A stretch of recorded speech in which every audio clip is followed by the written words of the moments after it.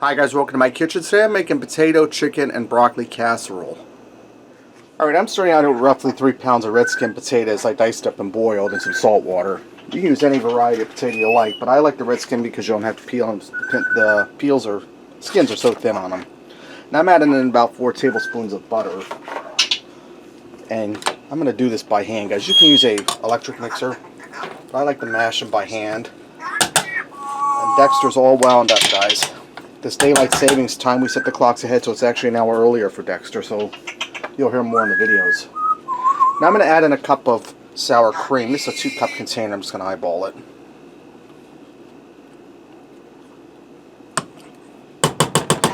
That's looking good. Now we're going to add in our seasonings. I'm going to add in a half a teaspoon of paprika. I'm going to add in a half a teaspoon of granulated garlic.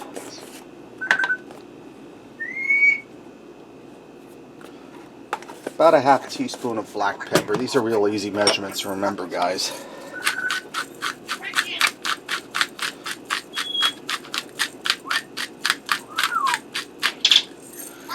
Now I have some bacon bits. We'll add them in after I mash it up a little bit because it'll be easier to mash without them in right now.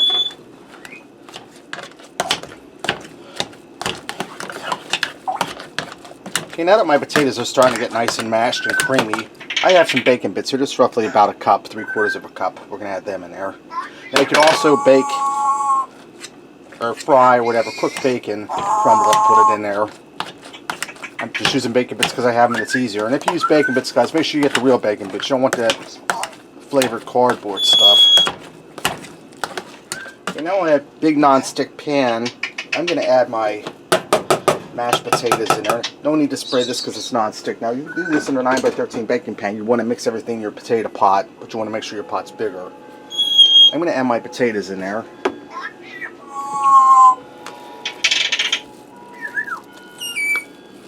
And guys, you could use instant mashed potatoes, but nothing beats homemade.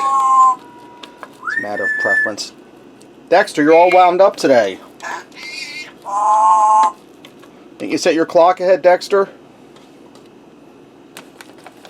Right, now to this, I'm going to add a little bit of milk, guys, because these potatoes are kind of firm to mix the ingredients in. Just a little bit to soften them up a little bit. And you don't want to splatter it all over yourself or all over the stove like I just did. Okay, those are looking nice and creamy. You do this in a 9x13 baking pan. You want to spray it with some vegetable spray or something so your stuff don't stick.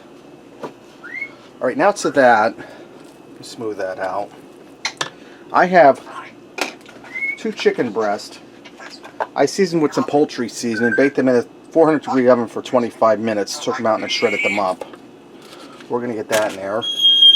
Give that a little stir.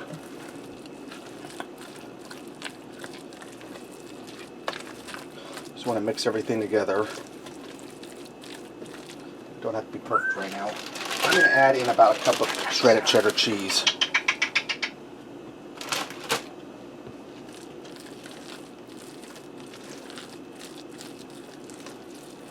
Guys, it's a really quick, easy recipe. It's going to be delicious, and if you really want to take a shortcut, you could use instant mashed potatoes.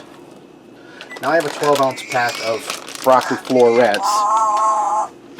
They're in a microwave pouch or bag. I did them in a microwave for about 4 minutes. We're going to get them into the mixture.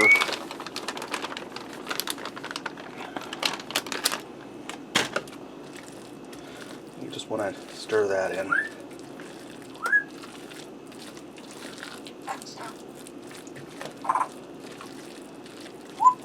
Dexter, what are you doing? Huh? My friend David over in England, he loves Dexter. Dexter's putting on quite the show for everybody today.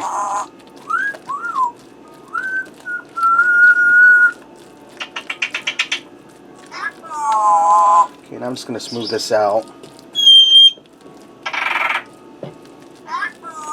Now, since everything is cooked and pretty much heated, I'm going to add a little more cheese to the top. I'm going to put this in a 350-degree oven, uncovered for about 20 minutes, until it's finished heating through and the cheese is melted on top.